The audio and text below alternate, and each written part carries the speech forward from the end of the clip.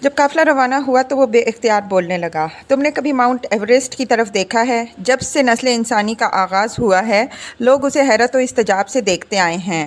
آج ہزاروں برس کے بعد بھی وہ اسی طرح شاندار اور عظیم ہے۔ اور تمہیں کبھی ساحل سمندر پر جانے کا اتفاق ہوا ہے؟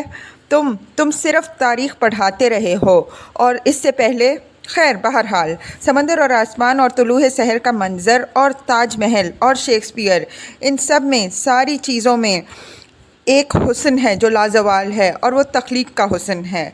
خدا کی تخلیق اور انسان کی تخلیق۔ حسن اپنی اعلیٰ ترین شکل میں صرف تخلیق میں ظاہر ہوتا ہے، اور وہ لافانی ہوتا ہے، اور وہ بہترین تخلیق میں پایا جاتا ہے۔ جب وہ کسی ادنا تخلیق میں نمودار ہوتا ہے تو محض اصل کی تصویر ہوتا ہے اور فنا ہو جاتا ہے، اپنی ساری دلکشی کے ساتھ، اپنی ساری دلکشی کے باوجود، جیسے انسانی ہستی جو بالآخر مٹ جاتی ہے۔ مگر اعلیٰ ترین سطح پر خدا انسانی روح کی تخلیق کرتا ہے، اور آسمانوں اور سمندروں اور پہاڑوں کی روح کی طرح وہ لافانی ہوتی ہے، اور اس کی دلکشی بھی، اور پھر یہ حسن کی تخلیق کرتی ہے، اور ایک اور حسن کی۔ خدا کی بنائی ہوئی تمام چیزوں میں صرف انسانی روح ہے جسے تخلیق کی قوت ورثے میں ملتی ہے، اور اس طرح کائنات کا حسن قائم رہتا ہے۔ خدا سے آدمی کی طرف اور پھر خدا کی طرف۔ خدا اور انسانی روح تخلیق کے عمل کے ذریعے ایک دوسرے سے منسلک ہیں، اور یہ ایک ایسی شے ہے، حسن، یہ اتنی ہی زبردست اور بے پایاں قوت ہے جتنے اس کے دونوں خالق، اور یہ بہت بڑی قوت ہے، محبت اور مذہب اور موت سے بھی بڑی، زندگی سے بھی بڑی، کیونکہ یہ چیزیں ادنا تخلیق ہیں، محض وہ قوتیں ہیں جو اعلیٰ تخلیق کی طرف ابھارنے میں مددگار کے طور پر استعمال ہوتی ہیں۔ مثلاً زندگی، میں تم کو بتاتا ہوں، زندگی جو نام ہے ہر قسم کی تکلیف اور راحت میں عمر بسر کرنے کا، کس طرف کو سفر کرتی ہے؟ دانائی کی طرف۔ کیا کنفیوشس اور افلاطون کی دانائی کبھی ضائع ہو سکتی ہے؟ وہ لوگ کبھی دوبارہ زندہ نہ ہوں گے، مگر جو کچھ انہوں نے دیکھا اور جانا اور محسوس کیا، وہ آج ہزاروں سال کے بعد بھی ایک طاقتور اور جاندار قوت ہے، اور جب تک زندگی باقی رہے گی یہ قوت انسانوں کے درمیان زندہ اور محرک رہے گی، کیونکہ یہ زندگی ہے جو ہر ایک کو بسر کرنا ہے، اور یہ ایک ہی طرف کو سفر کرتی ہے۔ دانائی حسین ہے کیونکہ تخلیق ہے، اور تخلیق حسین ہے کیونکہ دانائی ہے۔ تم دونوں کو جدا نہیں کر سکتے۔ اور محبت، کیا عہد قدیم کے انسانوں کی محبت کی داستانوں کو تم بھلا سکتے ہو؟ دنیا میں سب سے بڑی محبت پیغمبروں نے کی ہے، اور محبت ایک ایسی قوت تھی جس نے انہیں ایک اعلیٰ ترین تخلیق کی طرف ابھارا۔ لیکن اب پیغمبر آنا بند ہو چکے ہیں، اب محبت صرف فنکار کرتے ہیں، وہ لوگ جنہوں نے موسیقی ایجاد کی، جنہوں نے شعر لکھے، جنہوں نے سنگ تراشی کی، وہ جنہوں نے زندہ رہتے ہوئے زندگی کو خیر آباد کہا، اور وہ جو فراغت اور جسمانی راحت کی زندگی ہوتی ہے جس کے لیے ہر کوئی کاوش کرتا ہے، جسے چھوڑ کر وہ الگ ہو گئے اور تنہائی میں چپکے کام کرتے رہے، ختم ہوتے رہے، غیر فانی ہوتے رہے۔ یہ سب کچھ کیسے ہوا؟ کیوں ہوا؟ سنو، یہ وہی محبت تھی جو پیغمبروں نے خدا سے پائی، اور جب ہمارے پاس پہنچی تو اس کا رتبہ لگن کا ٹھہرا، اور لگن کی روشنی میں کچھ لوگوں نے تخلیق کی اور ہمیں زندہ رہنے کا سلیقہ عطا کیا۔ ہم سب محبت نہیں کر سکتے، ظاہر ہے، لیکن پیغمبر کے خاتمے سے ہم پر بدقسمتی وارد نہ ہوئی، کیونکہ محبت کے چراغ سے چند اور چراغ جلے اور آنے والے عہد میں جلتے رہے۔ اس طرح وہ شعلہ قائم رہا، اور اس کی روشنی اور حرارت کی مدد سے انہوں نے زندہ رہنے کا ایک عظیم الشان قرینہ ایجاد کیا۔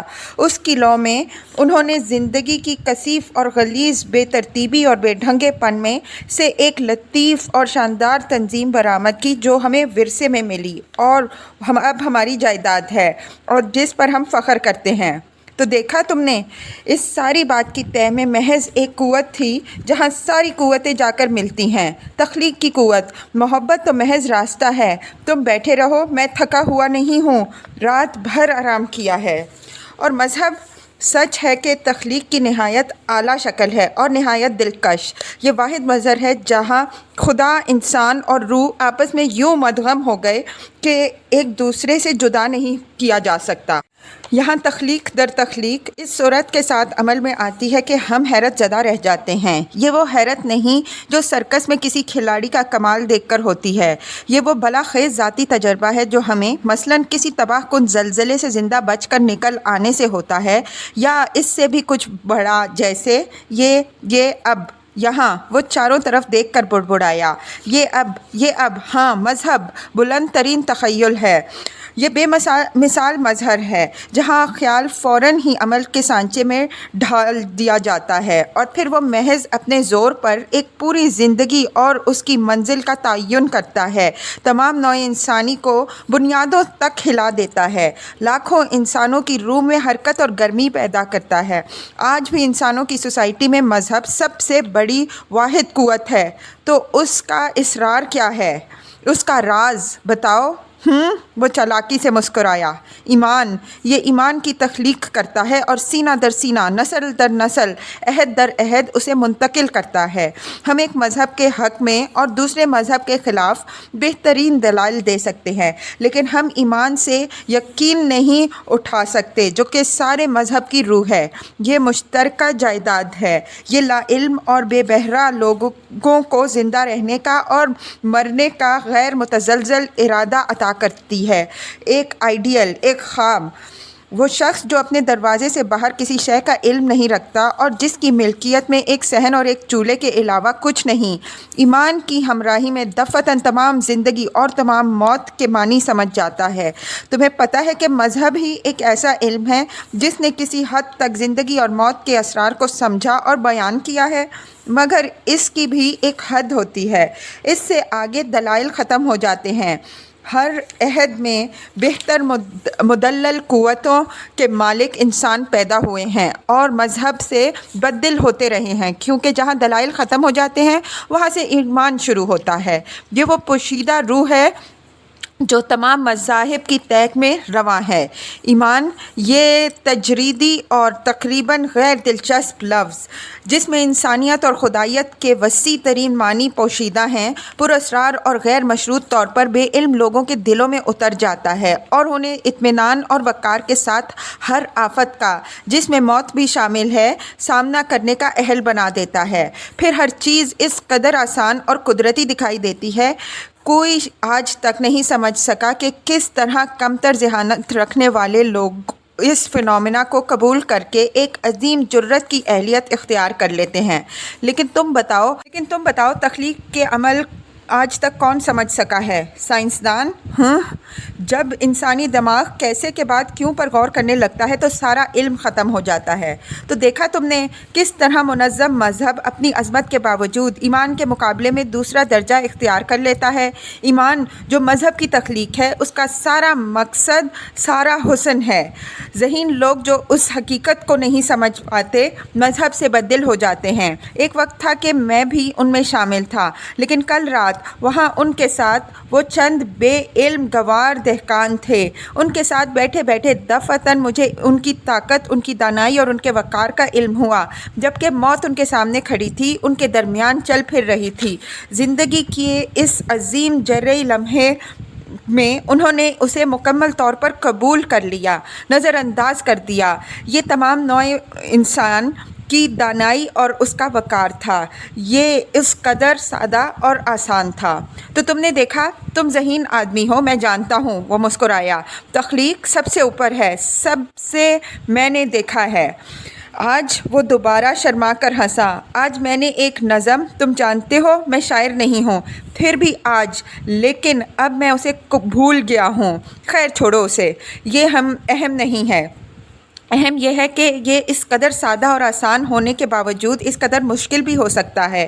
میں ایک شخص کو جانتا ہوں جو اپنے تمام علم اور عقل کے باوصف افلاطون یا کوئی پیغمبر ہو سکتا تھا، لیکن اس کے پاس خدا نہیں تھا، چنانچہ وہ دنیا میں پیدا ہونے والی کم ترین اجناس میں سے تھا۔ بوڑھا پروفیسر ہنسا۔ چلو اچھا ہوا، شاعری نے تمہیں زبان تو دے دی۔ اول تو مردہ بولے ہی نہ، اور بولے تو کفن پھاڑے۔ علی نے بھی ہنس کر لاہور کا سیکھا ہوا ایک مذاق کیا۔ उन दोनों को नईम के इस पुरस्कार चुप के टूटने से नुमायां खुशी हुई थी। इससे पहले नईम की लंबी तकरीर के दौरान बूढ़ा प्रोफेसर अली की तरफ झुककर उसके कान में कुछ कह चुका था। अब तुम्हारे भाई की हालत पहले से बेहतर मालूम होती है, शुक्र है। चलते चलते शाम हो गई मगर नईम मुतवातिर बातें करता रहा। प्रोफेसर थकावट के बायस उसी खस्ता हालत को पहुंच चुका था कि नईम की बातों से उसे कतई दिलचस्पी ना रही थी। फिर भी जब उसके ख्याल में नईम ज़्यादा ऊट पटांग कहने लगता तो वो हमेशा गाड़ी से नीचे उतरने की कोशिश करता और उसे बैठने के लिए कहता। नईम एक बार फिर उसे हिलने ना देता। उस पर प्रोफेसर निहायत खफीफ होता और चोर निगाहों से अली को देखने लगता। उसके ख्याल में अली, जो कि गाड़ी का मालिक था, ये समझकर दिल ही दिल में पेचोताब खा रहा था कि उसका भाई भूख और थकान की वजह से इस गैर हालत को पहुंचा है और वाही तबाही बक रहा है, जबकि प्रोफेसर उसकी जगह पर गासिबाना कब्ज़ा किए बैठा है। आखिर जब अंधेरा बढ़ा तो प्रोफेसर नईम की आंख बचाकर नीचे कूद पड़ा और फिर अली की मदद से उसको उठाकर गाड़ी में फेंक दिया।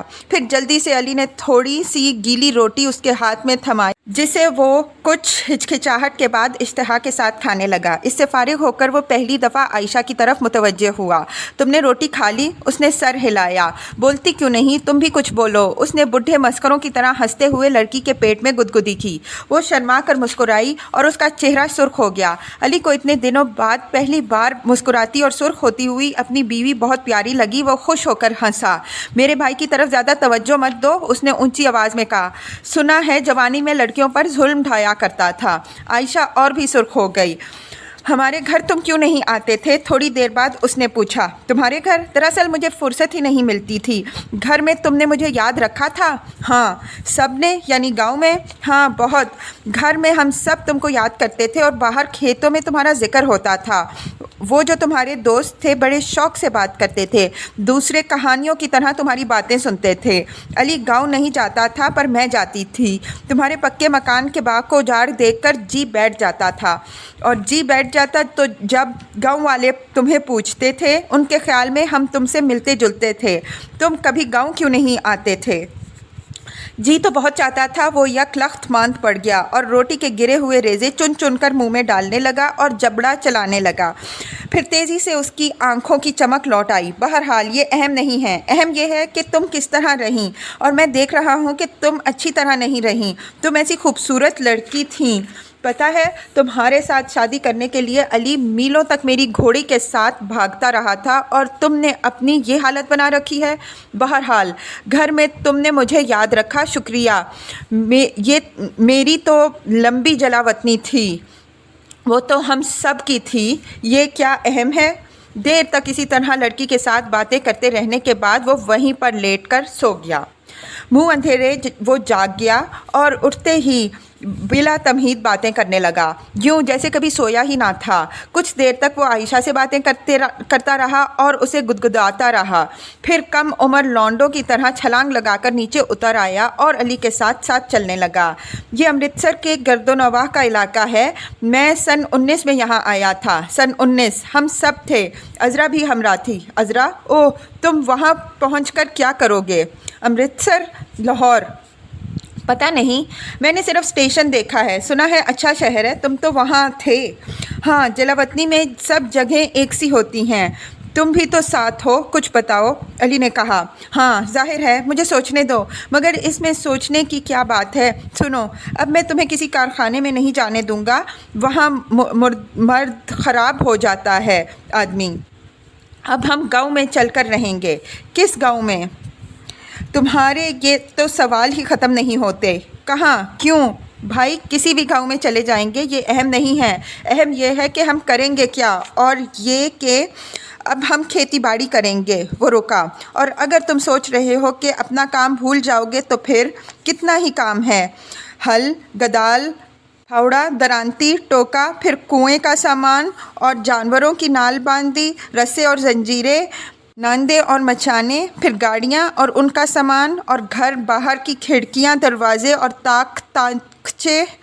इतना बहुत सा काम है जो तुम कर सकते हो अपने घर में, अपने गांव में, अपना और दूसरों का। ना मिन्नत ना मोहताजी। बोलो। मगर ज़मीन? اگر مگر تم تو ضدی ہو چکے ہو، بس سب بیکار ہے۔ زمین کے قصے کا بھی کچھ نہ کچھ کریں گے، مگر اس کے بعد اول تو یہ کہ سیدھے گاؤں جائیں گے، دوم یہ کہ سیدھے گاؤں جائیں گے، اور سوم یہ کہ سیدھے گاؤں۔ علی نے چڑھ کر کہا۔ نعیم بولتا رہا کہ گاؤں کی زندگی صاف سیدھی اور حقیقی ہے، اس کے بعد گھر بنانے کا مسئلہ ہے، اس کے بارے میں تم نے کچھ سوچا؟ خیر تم سے تو یہ امید بیکار ہے۔ سنو، اس سلسلے میں زیادہ تردد کرنے کی ضرورت نہیں، چند دن آرام اور بہتر غذا کے بعد ہم کام کرنے کے قابل ہو جائیں گے، ہم سب۔ ٹھہرو، وہ چلتے چلتے پروفیسر کی طرف جھکا۔ تمہارا کوئی گھر ہے؟ نہیں، بس ٹھیک ہے، ہم 3 آدمی ہیں اور کام کرنے والے ہیں، ابھی تو ٹانگیں سوج کر بیکار ہو چکی ہیں، آہستہ آہستہ ٹھیک ہو جائیں گی، چند روز تک تو ہم گاڑی پر چھت ڈال کر ہی کام چلاتے رہیں گے، بہرحال پھر مکان کھڑا کرنا شروع کریں گے۔ تمہیں مکان بنانے کا تجربہ نہیں، اس لیے ڈر رہے ہو، مجھے بھی نہیں، مگر اس میں ڈرنے کی کوئی بات نہیں، بس محنت درکار ہوتی ہے اور کچھ نہیں، اینٹوں کی ضرورت نہیں، پتھر اور گارے سے لوہے کی طرح مضبوط دیواریں بنتی ہیں، اور چھت کے لیے کیکر کی لکڑی مفید ہے، یا نیم کی، جس کو دیمک نہیں لگتی۔ یہاں پنجاب میں کیکر اور نیم کے جنگل ہیں، یہ سارا ایک ہی علاقہ ہے، یہ بٹوارے کا قصہ سب بیکار ہے، کوئی فرق نہیں پڑتا۔ عائشہ چولہے بنا لیتی ہے؟ پتہ نہیں، تمہیں کچھ پتہ نہیں، پر آہستہ آہستہ سب ٹھیک ہو جائے گا، ضرور بنا لیتی ہوگی۔ ہمیں صرف 3 کمروں کی ضرورت ہے، پہل تو ایک ہی دالان سے کام چل سکتا ہے، ایک طرف بھوسا آ جائے گا جو سردی میں بچاؤ کرے گا، دوسری دیوار کے ساتھ سب سو سکتے ہیں۔ ہم بوڑھے آدمی ہیں، تمہیں پریشان نہیں کریں گے، تم مزے سے سونا، اور باہر جانور ہوں گے جن کے گرد دیوار بھی بنانا ہوگی، مگر یہ کوئی ایسا مشکل کام نہیں، چکنی مٹی اور بھوسے سے ساری دنیا دیواریں بناتی ہے، کواڑ اور کھڑکیاں اور تاقچے یہ تمہارا کام ہے، روشن دان بھی بنا لیتے ہو؟ ہاں شکر ہے، پروفیسر تو کچھ نہیں کر سکتا، صرف مٹی ڈھو سکتا ہے، اگر اسے پڑھنے پڑھانے کا شوق چڑھا تو کام ختم ہونے کے بعد جانے دیں گے، اس سے پہلے نہیں، ابھی طے کر لیتے ہیں، اور تم اسے گاڑی پر بیٹھنے سے منع نہیں کر سکتے، تم کسی کو گاڑی پر بیٹھنے سے منع نہیں کر سکتے، سب بیکار ہے، اس کا کوئی مطلب نہیں، کام شروع کرنے کے لیے ہمیں بس یہ چیزیں چاہیے، 2 بالٹیاں پانی کے لیے، 2 لکڑی کے تختے اور 1 کلہاڑی، بس اتنی تیز کہ کیکر کو کاٹ لے، زیادہ تیز ہو تو دھار ٹوٹ جاتی ہے، بس۔ اس نے چٹکی بجائی، بس آن کی آن میں ہم تمہیں دیوار کھڑی کر دیں گے۔ گاؤں کے لوگ سیدھے سادے اور خدا ترس ہوتے ہیں، یہ بھی بھلا بتلانے کی بات ہے، عمر بھر تو ہم لوگ گاؤں میں رہے، تم دیکھ لینا ہر روز کوئی نہ کوئی 1 یا 2 یا کبھی کبھی 4 گاؤں والے ہماری مدد کو موجود ہوں گے، آتے رہیں گے، دیہات میں بڑی خدا ترسی اور اصلیت ہوتی ہے، دنوں میں مکان تیار ہو جائے گا، گائے نہلانے سے لے کر فصل کاٹنے تک وہ برابر ہماری مدد کریں گے اور ہم ان کی، انہیں رہنے کا سلیقہ آتا ہے، یہ ساری بات ہے۔ یہ بھادوں کی دھوپ نامراد کیسی سخت ہوتی ہے۔ وہ پرندے والا کیا قصہ تھا علی؟ علی ایک پرانی بات کے حوالے کے پوچھے جانے پر خوش ہوا۔ اس کا نام سرسوتی ہوتا ہے یا کیا بالا جوتی، وہ 11 مہینے دھوپ میں بیٹھتا ہے مگر بھادوں کی دھوپ سہ نہیں سکتا اور سائے میں چلا جاتا ہے۔ میں نے کبھی نہیں دیکھا، یہی قصہ تھا نا؟ میں نے بھی کبھی نہیں دیکھا، پروفیسر نے کہا۔ کوئی فرق نہیں پڑتا، بھادوں کی دھوپ بہرحال کڑی ہوتی ہے۔ کڑی کیا؟ اس نے یاد کرنے کی کوشش کی مگر ناکام رہا۔ اوہ، بارشوں سے ایسے مکانوں کو کافی نقصان پہنچتا ہے، ہمیں مستقل کام کرنا ہوگا، چھپر، گھاس پھوس، لپائی، تم جانتے ہی ہو، تالے لگانے کی ضرورت نہیں، ہمارے پاس پالتو کچھ ہوگا ہی نہیں، مگر جانوروں کے لیے چھپر چاہیے، برسات میں بھیگنے سے دودھ سوکھ جاتا ہے اور بری بری بیماریاں لگ جاتی ہیں، اور برسات کے موقع پر وہ بے تکان بولتا رہا۔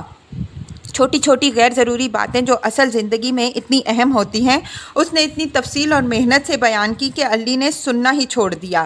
جب سورج ڈھلنے لگا تو دفعتاً اس نے محسوس کیا کہ پروفیسر اور علی غائب ہو چکے ہیں، وہ اس کا عادی تھا، اچک کر گاڑی پر بیٹھ گیا اور بے دہانی سے حملہ آوروں کی اس ٹولی کو دیکھنے لگا جو ٹٹول کر جوان عورتوں اور چند مردوں کو ہنکائے لے جا رہی تھی۔ نعیم کے چہرے پر کوئی تاثر نہ تھا، صرف آنکھوں کی چمک تھی جو یکلخت मांद पड़ गई थी। फिर वो लापरवाही से उनके सरों के ऊपर ऊपर देखने लगा।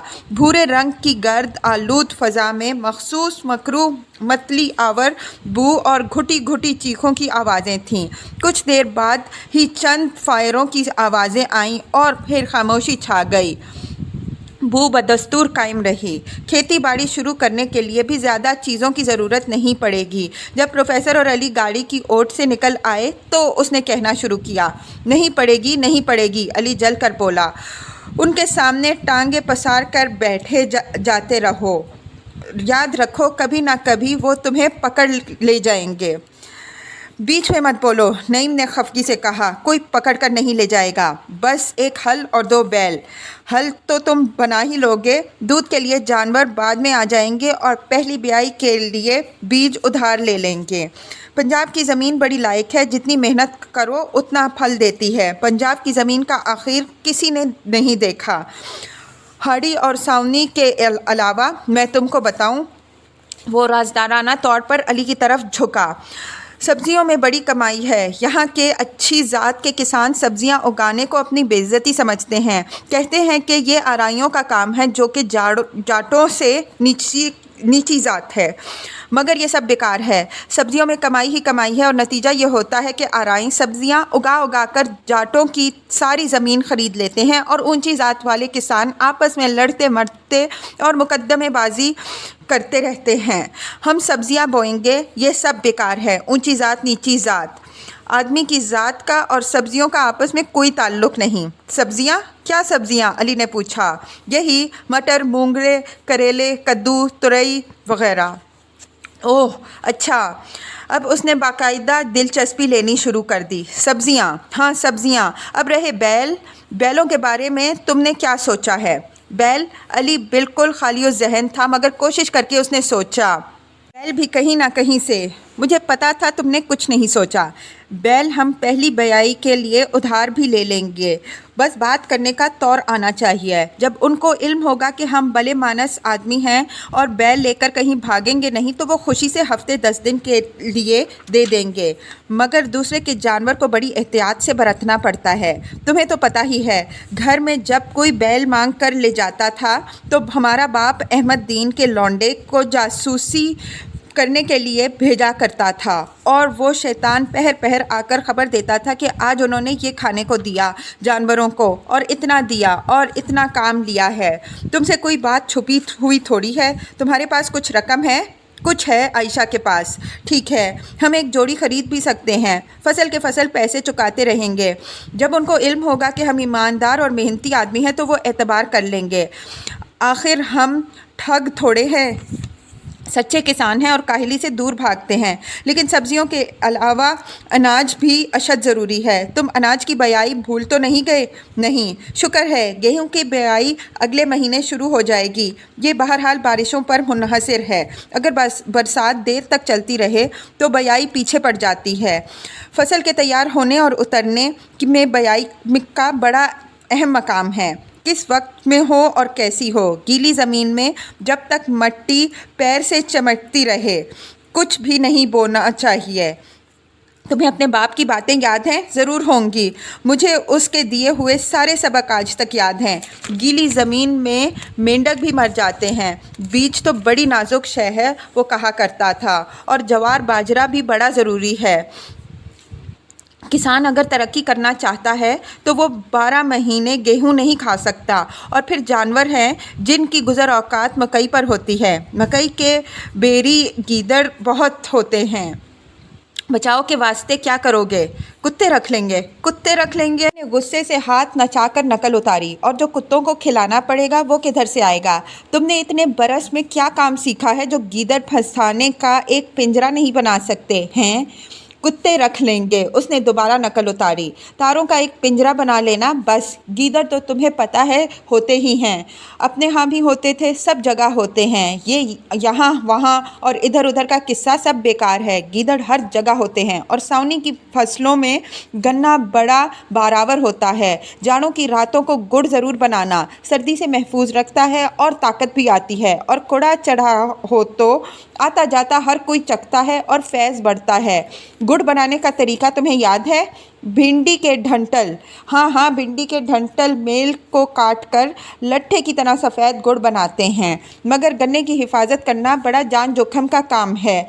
माघ की रातों में खेत का एक चक्कर लगाओ तो हाथों में खून जम जाता है और जंगली सूअर जो खेत का सत्यानाश कर देते हैं। मैंने एक बार जख्मी सूअर मारा था आमने सामने होके, बड़ा शरीफ जानवर था कोई, पर भाई क्या नादानी की उम्र थी।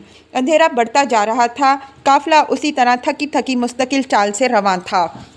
नईम देर तक गाड़ी के डंडे पर झुक कर बैठा, तेज़ी से बातें करता रहा, जैसे वक्त के मुकाबिल भाग रहा हो। रोज़मर्रा की ज़िंदगी की अनगिनत बातें, छोटे छोटे प्रोग्राम, कितनी ही बातें उसने उजलत और मुस्तादी से अली के ज़हननशीन कराईं। बरसात की हवा में गले सड़े पत्तों और ताज़ा जले हुए बारूद की बू कहीं से उड़ती हुई आई। फिर अचानक रुक कर उसने लंबा सांस लिया और प्रोफेसर की तरफ मुड़ कर धीमे लहजे में बोला, सुनो, मैं तुम्हें एक बात बताना चाहता हूँ, शायद फिर भूल जाऊँ। ज़िंदगी का सत्य, ज़िंदगी का निचोड़ कुर्बानी का जज्बा है और कुछ नहीं है। ये मैंने जाना है और कुछ नहीं। प्रोफेसर थके हुए उदास अंदाज में मुस्कुराया।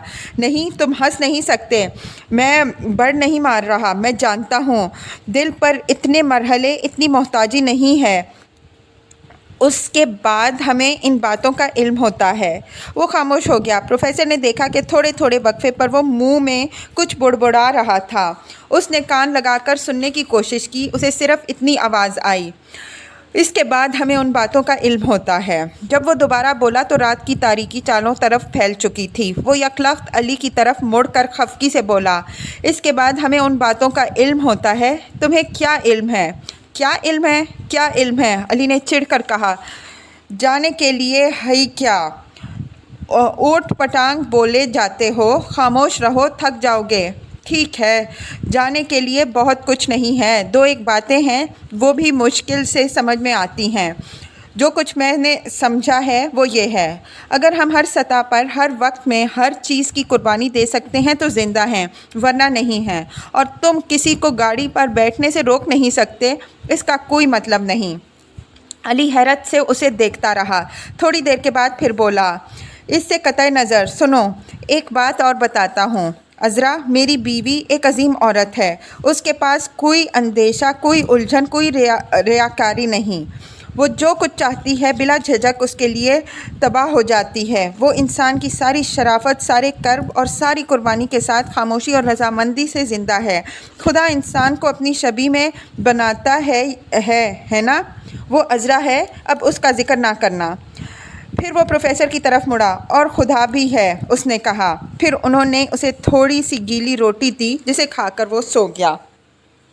वो बहुत गहरी नींद सोकर उठा। उजाला फैल रहा था, काफ़िला मुस्तकिल चले जा रहा था। उठते ही उसने खुशदिली से आयशा से बातें छेड़ दीं।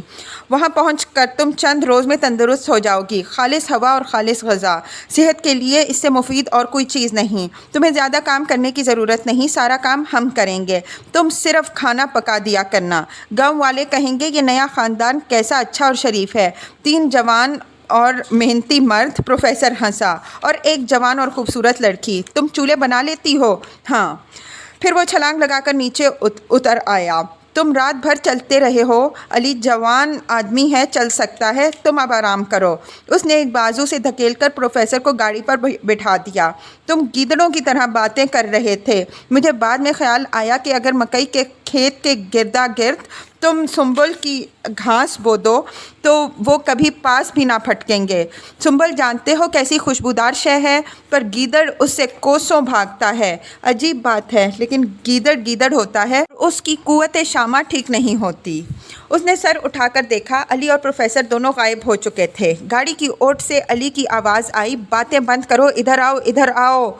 ऊँट में वो उस तरफ आ रहे हैं। ओह कमबख्त, उसने झुंझुलाकर बात जारी रखी। ओह, लेकिन ये अहम नहीं, गीदड़ों को भगाने के लिए सुंबुल घास भी मुफीद होती है, और दूध देने वाले जानवरों के लिए उसका चारा भी उम्दा बनता है। उसका ख्याल रखना, और कटाई से पहले एक और बात का ख्याल रखना। लेकिन अब वक्त नहीं रहा था। वो सीधे کی طرف آ رہے تھے۔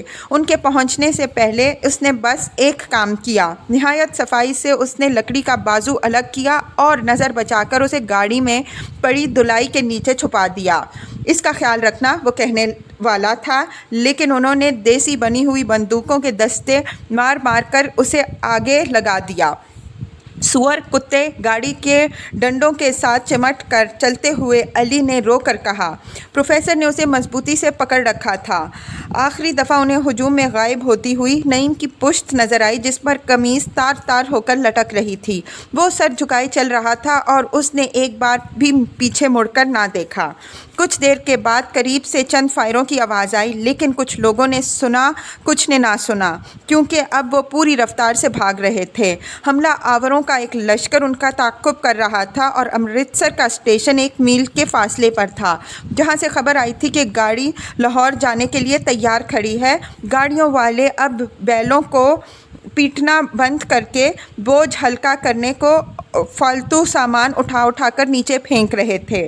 مٹی کی سرائیاں، پتیلے، روغنی پائے، ٹرنک، صندوق، دلائی، لکڑی کا ایک ٹکڑا، دیگچی، توا، برتن۔